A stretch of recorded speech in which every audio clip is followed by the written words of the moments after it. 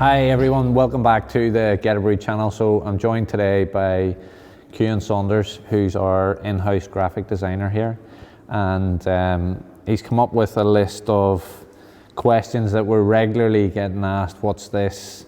How do I do that? What does this mean? So we're going to do a bit of a Q&A. Do you see what I did there?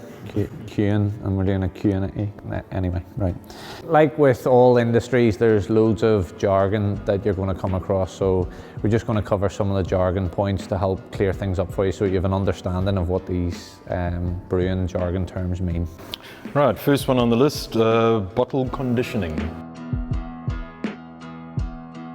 Bottle conditioning is regularly used by homebrewers to carbonate their beer. So they don't usually start off with carbonation tanks and uni tanks, corny kegs, or CO2 supplies and regulators and all that there. So what they tend to do is they put a level teaspoon of sugar into a bottle after primary fermentation, and then the next stage that takes place is bottle conditioning. So what's happening is the sugar you've added to the beer, the yeast activates that and starts to eat it and causes CO2 and primes the bottle, carbonates the bottle, so it's called bottle conditioning. So after that process takes place, usually keep it somewhere warm for a week to allow the carbonation to take place, and then put it somewhere cold for 2 weeks to chill before you open it.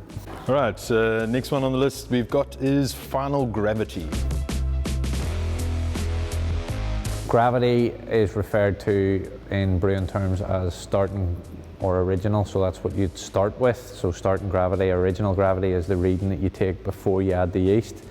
Final gravity is the reading that you take with a hydrometer at the end of fermentation. It tells you how much sugar's left in the beer. If you want to work out your alcohol volume, there's lots of online calculators where you put in your starting gravity and final gravity, and it spits out the ABV for you. Okay, we've got the word I can't pronounce is Krausen.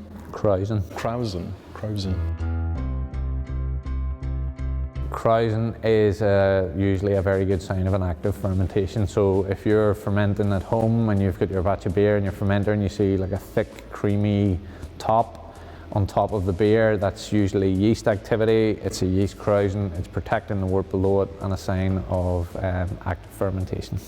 Okay, primary fermentation. Primary fermentation is whenever you have started your brew, whether that be beer, cider, wine, whatever you're doing, you add the yeast and it's actively fermenting. That's primary fermentation. People then refer to secondary fermentation, and the common misconception is that there's fermentation taking place in the secondary. It's not, it's just a cleanup stage. So primary fermentation is active fermentation. Priming sugar. Again, it's probably similar to bottle conditioning. Priming sugar is the amount of sugar that you add to prime the wort to allow it to secondary ferment, and secondary fermentation generates the CO2 which carbonates. So priming sugar is the sugar that you add to do that. It's usually dextrose monohydrate. Okay, starting gravity and original gravity.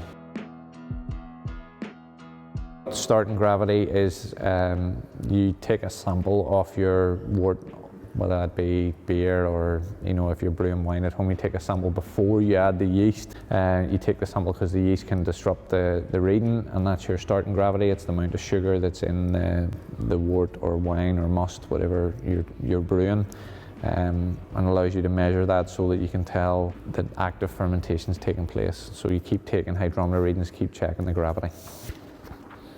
There's a lot of terminology here. But Okay, a cold break. all grain brewers would have the terminology cold break and hot break. Cold break's a precipitated trub caused by boiling, and it'll flake and come out in the crash cooling process. So if you take one of these fermenters after active fermentation's taking place, obviously there's going to be the trub at the bottom, and the cold break's what you take off. I'm gonna mess this word up again. Flocculation. Flocculation, right. Flocculation is a term used in, it's a term to describe the activity of yeast. So flocculation is, if you imagine that fermentation is taking place and it's getting near the end of fermentation, they talk about the yeast flocculating and the percentage and speed at which it flocculates. So it's just basically the yeast falling out of suspension. Okay. Grist. Grist is the makeup of your malt bill, and by malt bill or grist, it's the amount of dry ingredients that you have before you mash in. Infusion mashing.